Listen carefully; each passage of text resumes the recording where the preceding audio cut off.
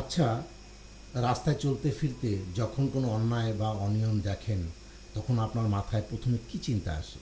অনেকে হয়তো ভাবেন, ধুর, এটা তো আমার কাজ না, সরকার দেখবে, কিংবা আমি একা প্রতিবাদ করে কী করব। আমরা বেশিরভাগ সময় চুপচাপ পাশ কাটিয়ে চলে যাই। কিন্তু সত্যি করে বলুন তো, এই চুপ থাকা কি আসলে আমাদের কোনো সমাধান দিচ্ছে, নাকি সমাজকে আরও অন্ধকারের দিকে ঠেলে দিচ্ছে?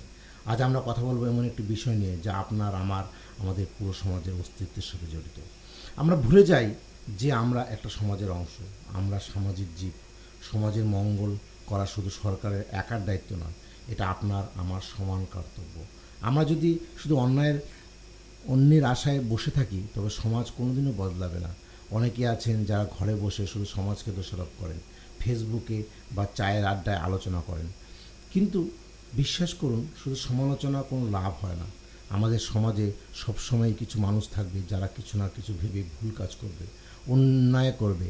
কিন্তু আমাদের দায়িত্ব হলো সেই অন্যায়ের বিরুদ্ধে সোচ্চার হওয়া, তাদেরকে সংশোধন করা।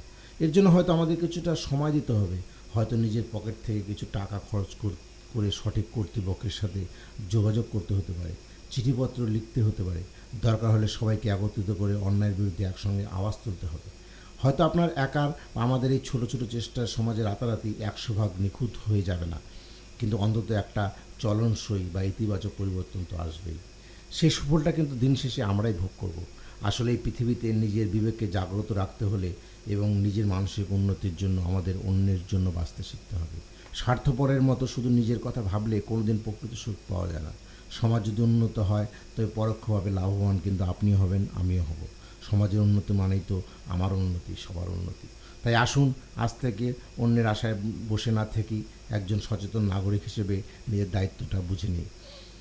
যেখানে অন্যায়, যেখানেই অবিচার, সেখানে নিজের সাধ্যমতো সোচ্চার হই। মনে রাখবেন, আপনার এই ছোটো প্রতিবাদও সমাজে বড় পরিবর্তনের প্রথম ধাপ হতে পারে। আপনার কি মনে হয় আমাদের এই চুপ থাকার সংস্কৃতি কি আমাদের ভাঙতে পারবে? কমেন্ট করে অবশ্যই আপনার মতামত জানান। ভিডিওটি ভালো লাগলে শেয়ার করুন, আরও মানুষ সচেতন হতে পারে। দেখা হবে পরবর্তী ভিডিওতে। ততক্ষণ ভালো থাকুন, সচেতন থাকুন। ধন্যবাদ।